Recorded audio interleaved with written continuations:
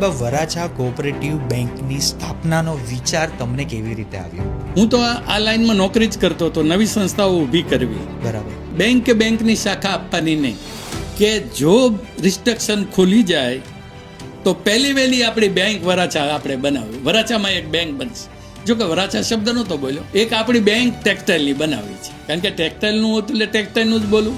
હવે 91માં હું બોલ્યો ને 92માં રજિસ્ટ્રેશન ઉઠી ગયું આરબીઆઈનું. એટલે મારા સાહેબ જે અમદાવાદ હતા, રાજસંઘમાં હું નોકરી કરતો, કે ઢાકેજા ઓલું ઉઠી ગયું ને જલ્દી બેંક તમે મૂકી દો. મેં બાયલો જ મોકલી દો.